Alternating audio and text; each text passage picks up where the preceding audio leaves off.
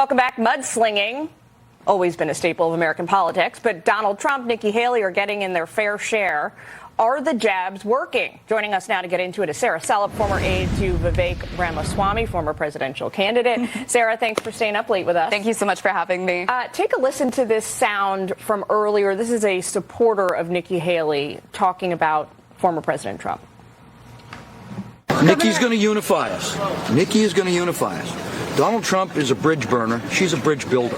That's a big thing, and that's what you need to focus on. This is about unifying America, and that's the big point, and that's the big difference. Biden and Trump are two sides of the same coin. Divisive, grievances, investigations.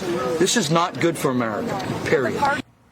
So she's honed in on this message in the last week, which has been sort of, well, unfortunately, Trump, chaos go hand in hand. She says something like chaos follows him wherever he goes. So trying to walk a fine line of criticizing him, but not enough to turn off his supporters. So one of the big things that you're seeing with Nikki versus Trump right now is that obviously they're saying, oh, unifying the party. But Nikki's the one who's starting to throw back the jabs that she used to call Trump out for.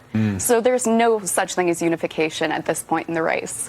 It's either the two-party or the two-person race just drops down and everybody rallies the troops, or you just keep hitting low blows until it gets even worse and there's a giant wedge in the party. Race to the bottom. With two candidates about 80 years of age or so, there's questions about mental fitness. Nikki Haley talked about it. I'll get you to respond.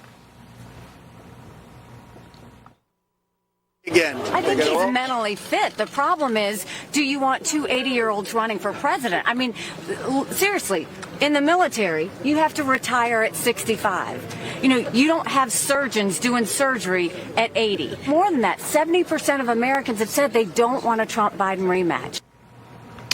That may be an effective argument with younger voters. What about that?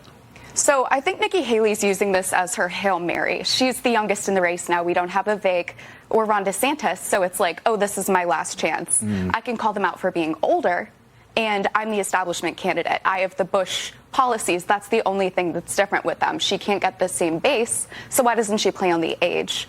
This is just a complete left field tactic from Nikki Haley, and I think, honestly, it's a low blow. We've been talking about cognitive ability the entire year with Fetterman, Feinstein, Joe Biden.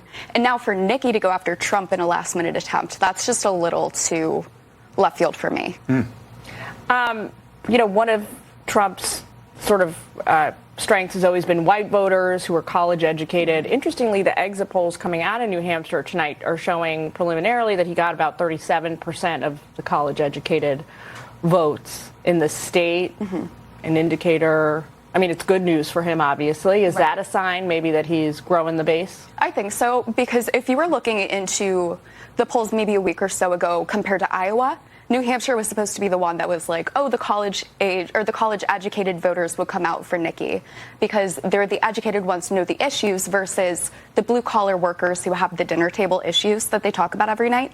So I think that Trump is really working up the base because we've seen him talk about the same issues and deliver since 2016, 2015, since he started. Now Nikki's just throwing the low balls and everybody's just kind of sick of it. Very interesting. So we will see. Will the donors continue to give Nikki Haley the money she needs? I don't think they should. I think they need to back out because if it keeps happening, lower fruit, everything like that, why would you keep spending money into Super Tuesday? Why would you keep having all of the ad buys? It's just a waste of money at that point. And especially if you could back someone like Trump or even like an aligned pack, why would you want to go down with the ship that is literally just calling everybody old and angry? All right. Well, Sarah, thank you for joining us. Thanks for much. Sharing your analysis with us. Enlightening as always. Oh, thank you.